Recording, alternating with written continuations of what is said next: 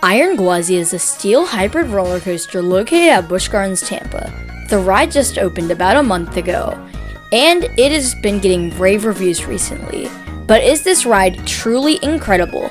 Well, basically, yes. But in this review of Iron Gwazi, I will talk about the layout of the ride, as well as give my general opinions and thoughts of the ride, and decide whether it's the best coaster in Florida or not. Before we begin the video, I would highly appreciate if you could hit the subscribe button. It is completely free and you can always change your mind at any point in the video. Also, please consider liking the video to get this review out to more people. Now, let's begin with my review of Iron Gwazi at Busch Gardens. I'm going to be talking about the general plaza area of Iron Gwazi first, and then working my way onto the ride experience from there.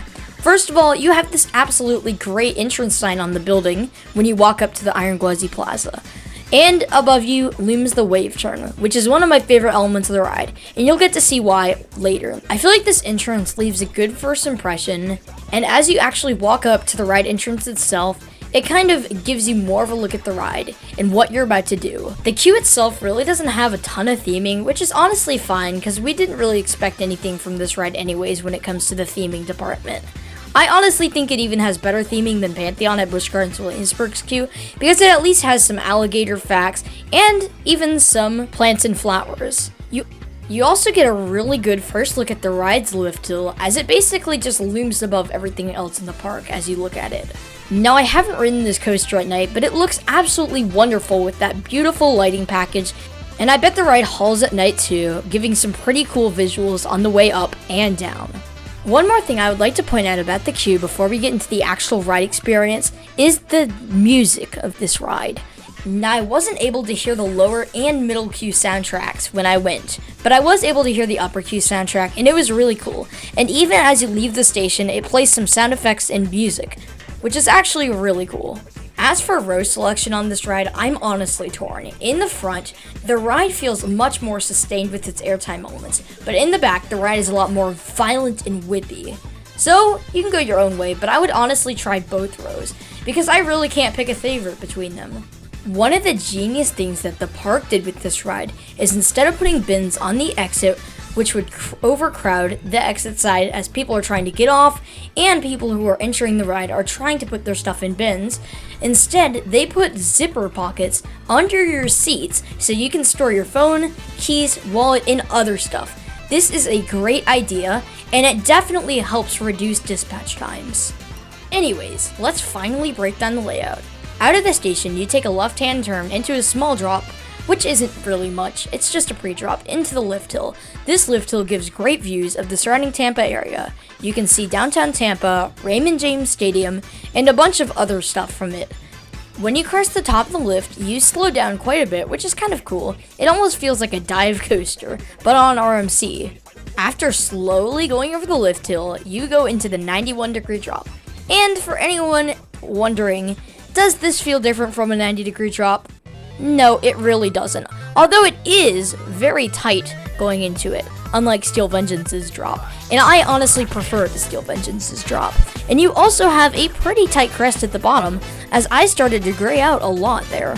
Also, you have this wonderful head chopper going into the drop, and I had my hands up and had no idea it was coming. So it caught me off guard a lot. Anyways, going into the Outer Bank Hill, it kind of rises up like a normal overbank turn, but then you bank to the right a lot, and you start going Outer Bank like Steel Vengeance's hill. And I gotta say, this is a lot more whippy and aggressive than Steel Vengeance's hill. I wouldn't say it gives more airtime, but I think it's more intense by far. Anyways, you drop back down and go up into the most anticipated part of the ride, what people call the death roll. And this part of the ride was fun and all, but it sure didn't live up to the hype that I thought it would.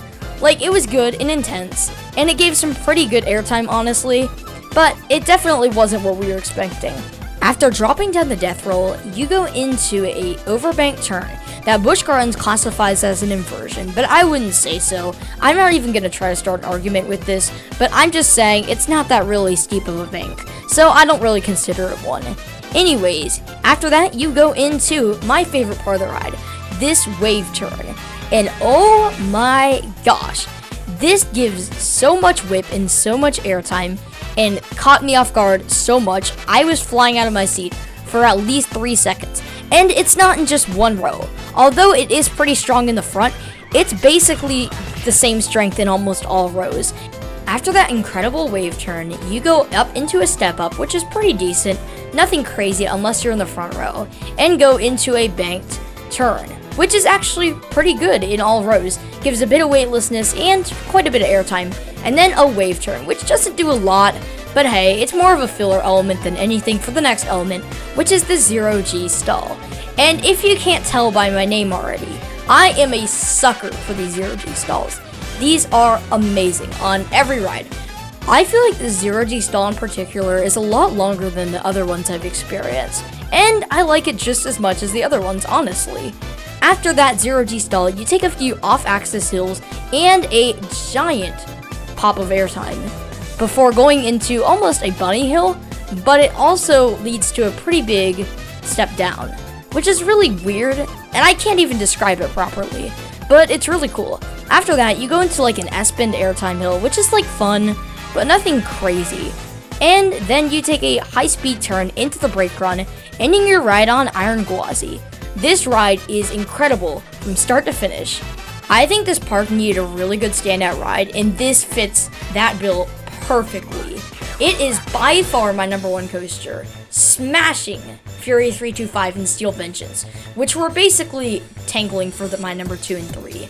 But this blows them out of the water, and I don't know if anything can beat it unless they go overseas to ride like Zadra or something. If you haven't been to Busch Gardens Tampa already, I think this is practically the perfect excuse to get out there now in 2022. So, that's going to be it for today's review. If you guys enjoyed, then make sure to like and subscribe, as this gets the review out to more people. Anyways, this is 0G Coasters. As always, have a great... Oh, wait a minute. I need to show you guys before we exit this video. I have a little surprise to show you guys. Next Friday, I'm going to be releasing a new video series called Theme Park Theory. And here's the trailer.